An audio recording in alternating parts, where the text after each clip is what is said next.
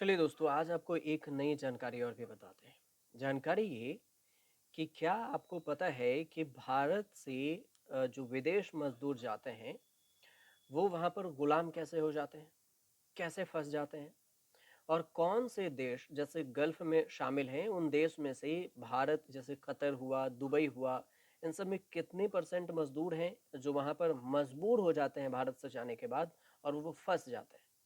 आपको ये पूरा मामला समझाते हैं कि आखिर कैसे विदेश जाकर मजदूर फंस जाते हैं। इसकी मैंने एक रिपोर्ट निकाली है। दरअसल रिपोर्ट में क्या कुछ है ये मैं आपको बताता हूँ। कहा गया है कि विदेशी कामगारों के हालात सुधारने के लिए नया कानून सऊदी अरब अरब ला रही है। कितने फायदे में रहेगी वहां पर बसे भारतीय आबादी, इसे भी समझिएगा जरा कि कितना फायदा होगा और कितना नुकसान।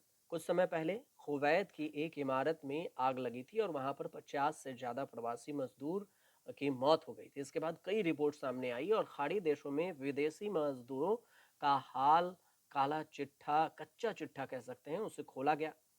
कुछ समय अब इसलिए देखिए कि देशों में कफाला सिस्टम भी है। अब सवाल ये भी उठेगा कि कफाला सिस्टम क्या है, मैं आपको बताऊंगा एक एक करके। कफाला सिस्टम जो मालिक गुलाम कंसेप्ट की बात से है, वो मिलता जुलता है। अब इसे हटाकर सऊदी अरब एक अलग कानून लाने की तैयारी में है। कानून क्या है ये बताऊंगा। 70 के दशक में खाड़ी देशों में भारतीय कामगारों की आवाजाही शुरू हुई थी और अब ये आबादी बढ़ते बढ़ते 78 लाख से ज्यादा हो चुकी है। लेकिन हुआ यूं कि बढ़िया कमाई के लिए पहुंचे माइग्रेट, यानी कि जो विदेश से आए लोग हैं, वो वहां पर बढ़िया हालात में नहीं है। मजदूरों के साथ देखें तो इंसाफी नाइंसाफी हो रही है और ये हद तक नाइंसाफी हो रही है सऊदी अरब में। और इस वजह से एक नया कानून भी लाया गया, माइग्रेट डोमेस्टिक वर्कर लॉ। ये कानून सऊदी अरब में अब नया लाया गया है और जिसको कफाला सिस्टम को पूरी तरह से खत्म करने की बात कही गई।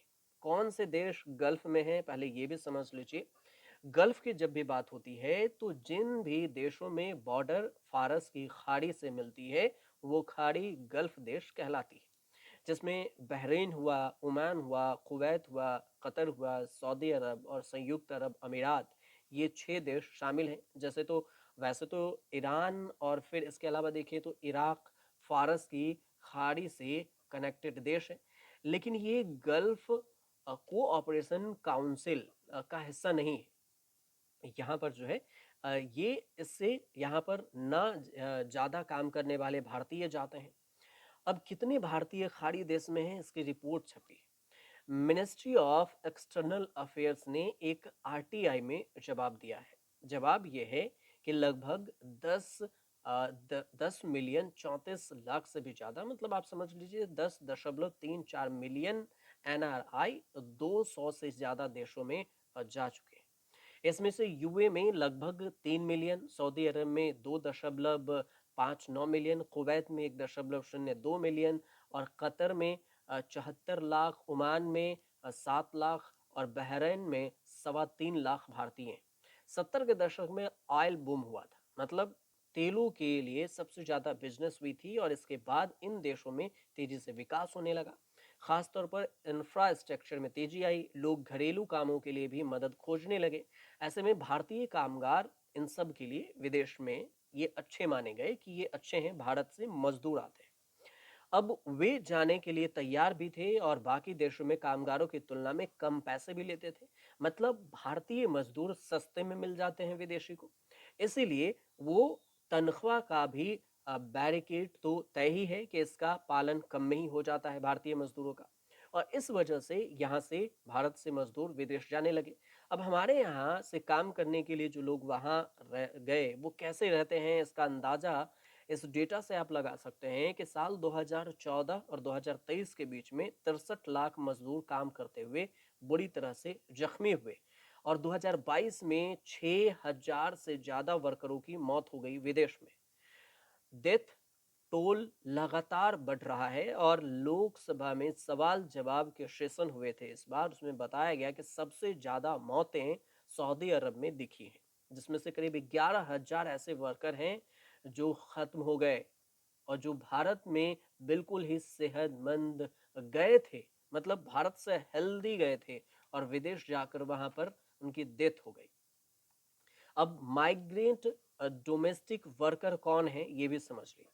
अब इन देशों के लिए जैसे कि सऊदी, बहरीन, ये तमाम खाड़ी देशों के लिए लेबर लॉ में माइग्रेंट डोमेस्टिक वर्कर कानून आएगा। और ये कामगारों की वो कैटेगरी है जो घरों के लिए काम करती है। जैसे सऊदी अरब में इस श्रेणी में 14 तरह के लोग आते हैं, जिसमें घरेलू हेल्प है, ड्राइवर, नर्स, दर्जी, किसान, फिजियोथेरेपिस्ट और बोलने सुनने की थेरेपी करने वाले लोग, वे ये सारे शामिल हैं।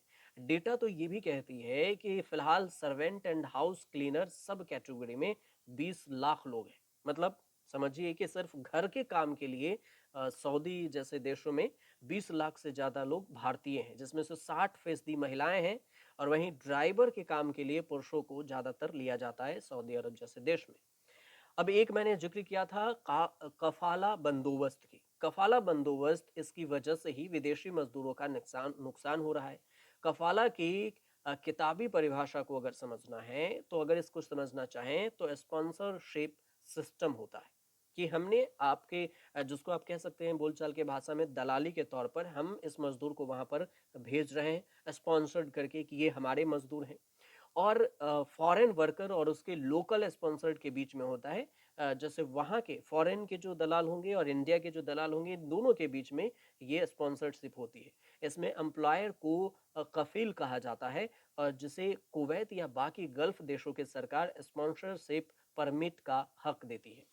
कफील अक्सर कोई फैक्ट्री मालिक होता है। परमिट के जरिए ये विदेशी मजदूरों को अपने यहाँ बुला सकते हैं और बदले में मजदूर के आने जाने, रहने और खाने का खर्च देते हैं। जिसे आप अक्सर सुनते होंगे कि ये विदेश जा रहे हैं और वहां पर हमें खाने का भी खर्च मिलेगा, ले जाने की भी बात कही जा रही है। तो ये सारे कफाला सिस्टम के अंतर्गत ही आता है जो विदेश में इसकी बात कही गई। किन देशों में ये सिस्टम लागू है ये भी समझ लीजिए। गल्फ कोऑपरेशन काउंसिल GCC में अगर देखें तो Bahrain, Kuwait, Oman, Qatar, Saudi Arab, UAE, Jordan और लेबनान, ये इन देशों में ये कफाला सिस्टम शामिल है। इन सभी जगहों पर कफाला दिखता है और फिर ये लगातार विवादों में भी फंस जाते हैं कि विदेश गए और वहां पर हमें वहां से आने नहीं दिया जा रहा है, वहां पर हम फंस गए, कैसे आए।